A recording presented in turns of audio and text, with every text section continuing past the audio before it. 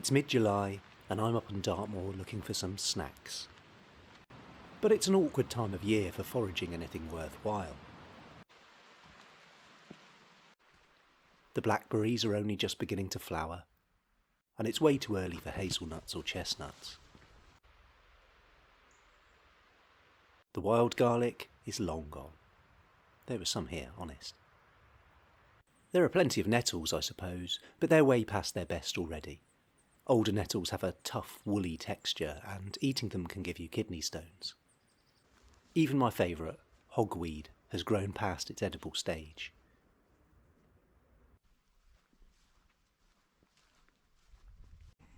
I was hoping to film a bit of a hidden Dartmoor gem for you.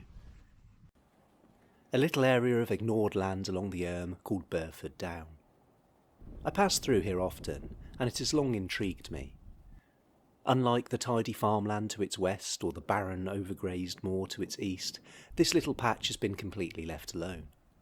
And the trees are regenerating naturally along the river, stretching upstream, reaching out to Piles Copse in the north. And the scrubby vegetation is creeping up the valley sides too, creating a perfect environment for birds like tree pipits, yellowhammers and willow warblers. There is a rich mixture of grasses and flowers, and, in a good year, it is bustling with butterflies and pollinating insects. But it's not a good year. In fact, it's the worst year I can remember.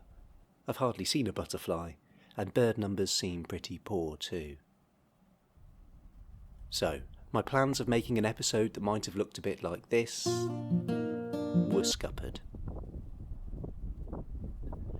Here's Past George actually doing a passable job of explaining this situation. So from up here you can see, probably can't hear me with the wind noise, so future George will probably do this better anyway. This time you're doing fine, don't be so down on yourself. That's normal moor over there. It's grazed to death by sheep and things. Very, very barren. Just Merlinia. Sharpetor up there, down there Piles Copse. Which is that beautiful little stunted oak woodlands like Blackator Beer and Wistman's Wood. On this side's like a farm, and you can see the sort of improved fields there, green grass. More out there with the old hut circles on it. But this little bit in here, this little area here, it's just been left alone, right? And along the river, starting from the bottom of the valley and creeping up, we've got all these young trees, and they've not been planted. This has just been left alone, and it's come into life. It just feels like something's going right here. I don't know if it's been deliberately left alone, or whether it's just been neglected. But I think it's a really interesting little study in what happens if you just leave somewhere alone.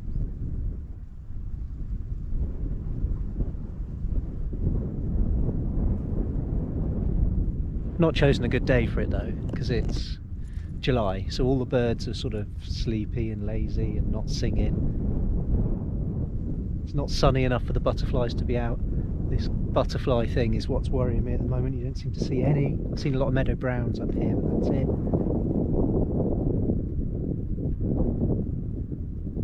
So ironically, I've come up here to sort of show you how beautiful and bounteous nature is when you just leave it to rewild and leave it on its own. And there's nothing, there's nothing here either. It's just, let's just hope it's a really bad year and not some sign of ongoing ecological collapse. And on that note of existential terror, let's go back to Plan B. Snacks.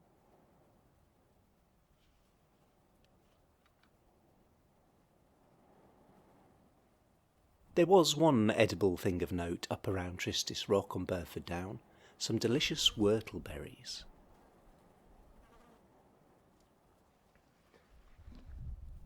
Whortleberry is the West Country name for a bilberry, which is the uncultivated European cousin of the blueberry.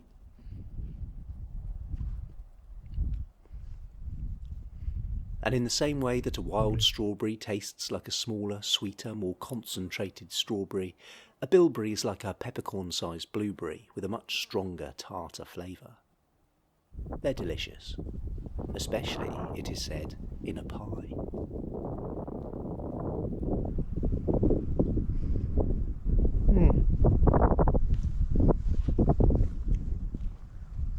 I want more.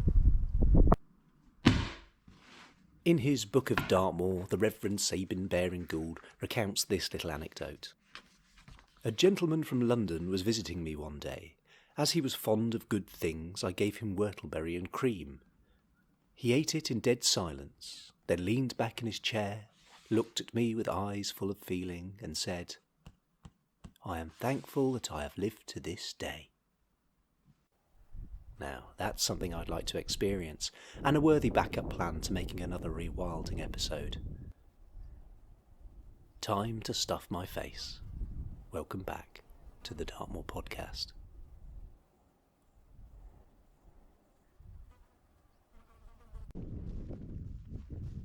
Although I'd scavenged a few tasty little whortleberries around Tristis Rock, this wouldn't be enough to make a pie.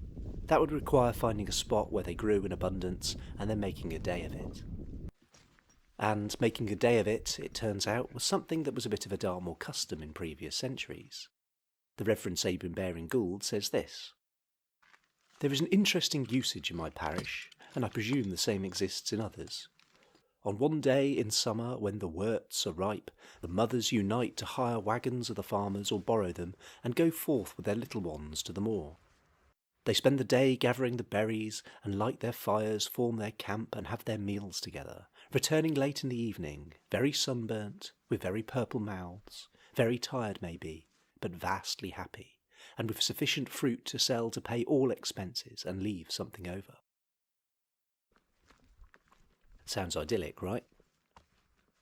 And the Reverend Sabin Baring-Gould isn't the only Dartmoor writer to describe these utopian summer days out picking whortleberries. There is a whole chapter in William Crossing's The Dartmoor Worker on whortleberry pickers. This wonderful little book was published after Crossing's death and is compiled from a series of newspaper articles he wrote describing the various labourers on the moor. It's a really fascinating glimpse into the life of a normal person on Dartmoor in the Victorian era. Anyway, I'll read the opening paragraph in full here, as it's just great.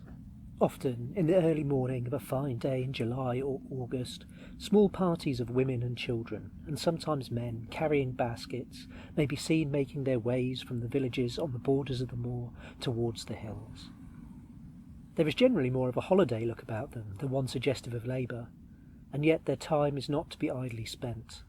They will work hard enough before the sun goes down, though the task will be regarded as a pleasure nevertheless. They are going to gather whortleberries, or as they themselves would tell you, they are going to moor picking earts. Earts now? How many names do these little berries need? So an ert is a hurt, is a wort, is a whortleberry, is a bilberry, is essentially a blueberry. In typical William Crossing style, he goes on to list a great number of places where hurt gathering was popular in the mid-19th century. And one of these, Dark Lake, I would happen to be in the vicinity of on another of my rambles. Perfect.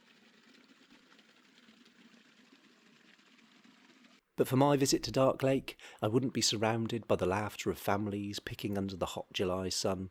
I would be alone on an eerily tranquil evening, far from anyone, trying to fill my can with earts. To get to Dark Lake, now more commonly called Black Lane, I would have to work my way up Foxtall Girt, a very steep little gully left by tin miners centuries ago. And there were already plenty of whortleberry plants growing among the rubble left by the miners. Crossing relates a custom that must be followed if you were to have a successful picking session.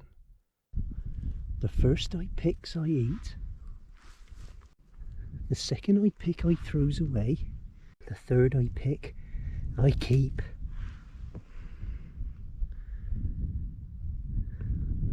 Better get the pot out. We be picking earts.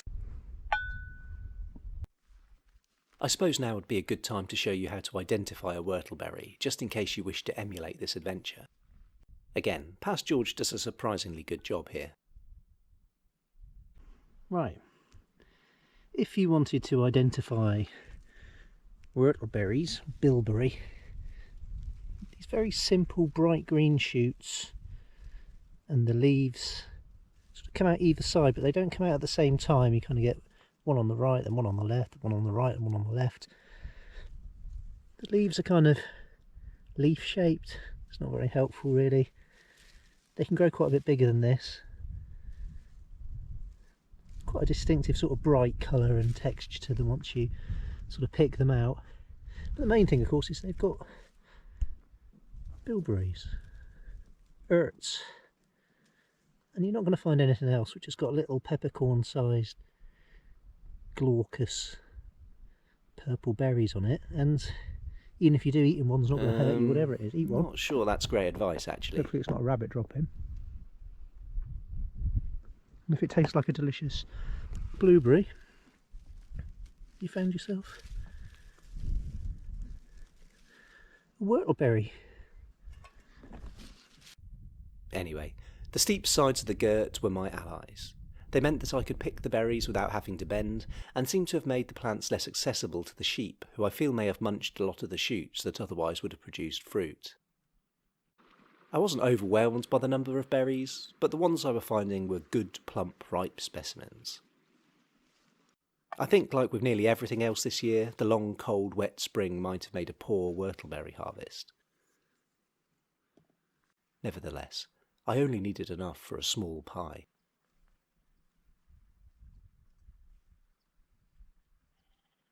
Working my way up the Gert, picking the earts, was a really pleasant, meditative experience. There's no way to pick the delicate little berries quickly, and you need to gently pluck each by hand. They even make a satisfying little plop when you plunk them into the traditional measuring can. In a better year, I can see how a team of children, women and old codgers could gather a great deal of these berries in a jolly day's outing.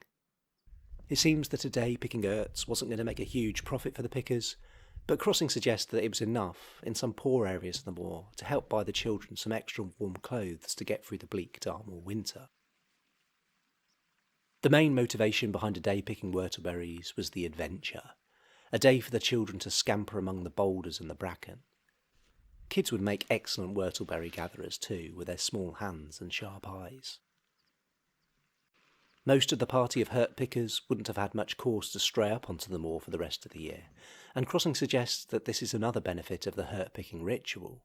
The youngsters get a chance to have a long walk, fresh air, and orientate themselves in the landscape.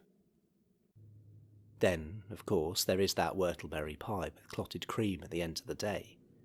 A dish fit for royalty, eaten fresh by the poorest urchins of the moor, and tasting all the better for having been gathered by their tired selves. Sadly for Past George, he would have to wait until he got home the next day to bake his whortleberry pie.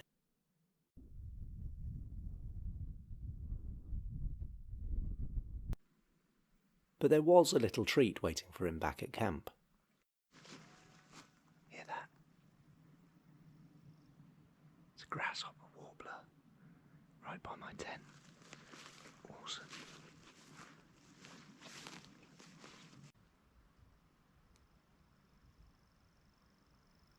Grasshopper warblers are a very, very shy migratory bird that breed in some of the most secluded places on the moor. They like to lay low in the grasses in swampy places and reel like an insect to mark out their territory. The way you can tell it's a grasshopper warbler and not a grasshopper or a cricket or something is you hear the fluctuation in volume. It goes up and down because he's just rattling away at one volume, but he's turning his head from side to side. So it has that effect of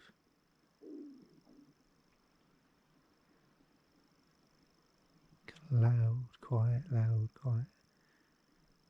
as he scans past you.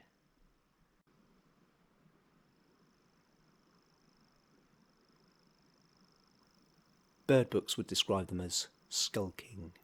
Very hard to see, especially as they mostly sing in the half-light of dusk.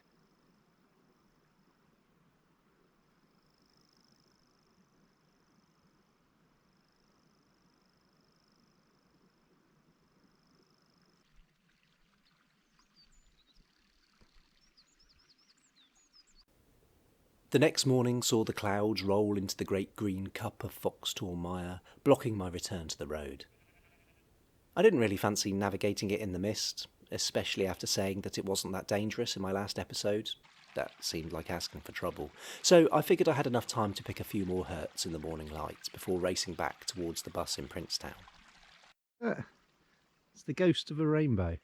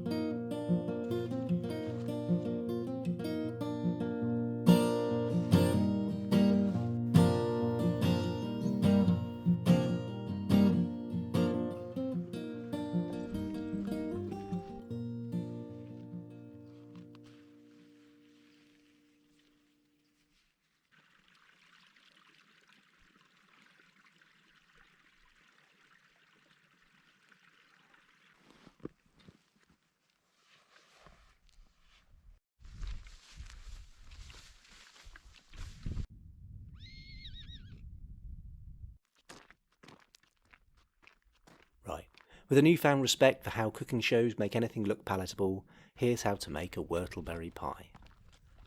Start, as with all good recipes, with a large measure of a drink of your choice. It'll help you concentrate. Just roll. Now get some pre-rolled pastry, But it is rolled. and after a minor breakdown about whether it needs further rolling or not, I'm meant to roll it again. cut out your pie components. I'm making this in a little bowl, ramekin thing.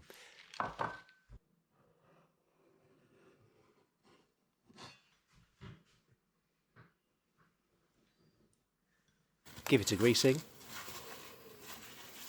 It's got to be a good idea, right? It's got to stop it sticking.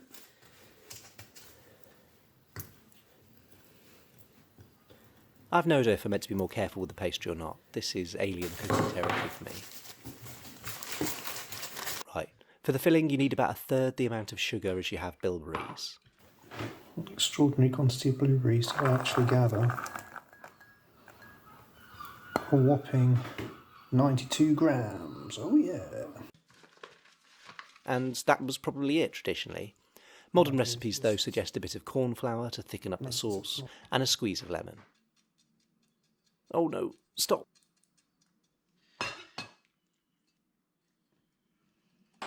Like fancy, let's put the zest in.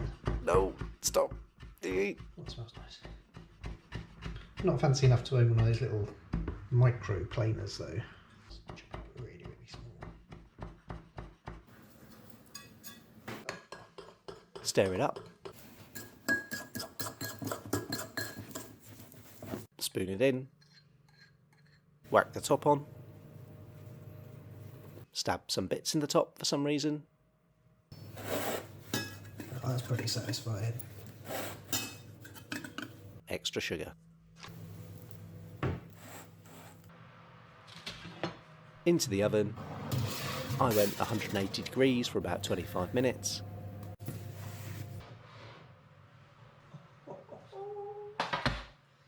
And once I'd waited as long as I could manage for it to cool down a little, it was time to tuck in.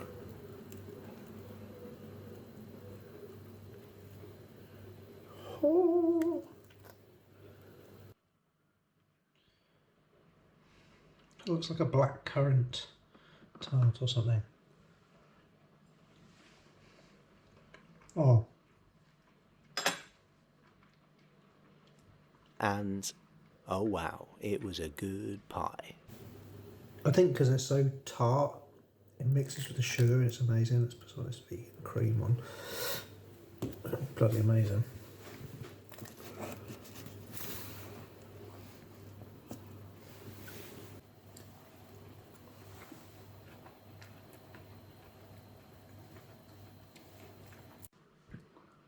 I don't know what else to say.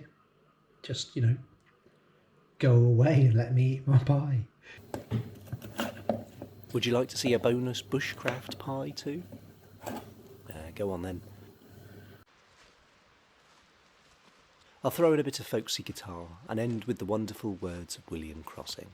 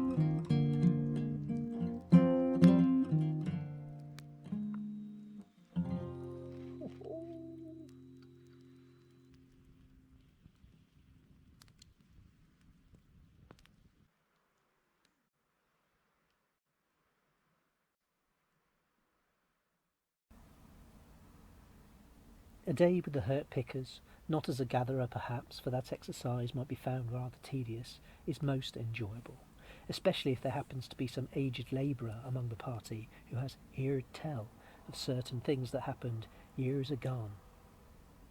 It is a picnic of the most unconventional character, and given sunny skies there is music in it from beginning to end.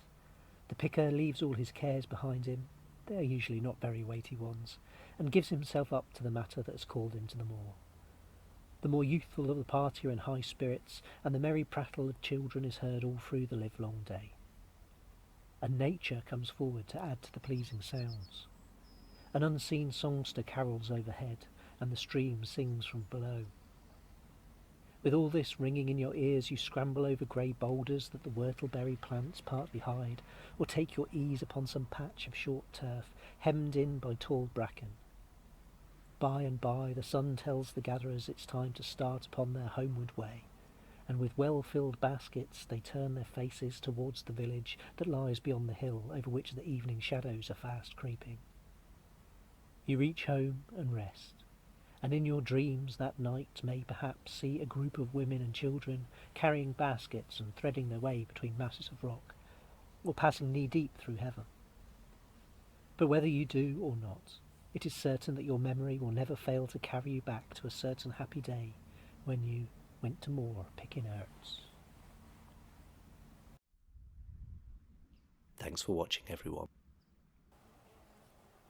See you next time.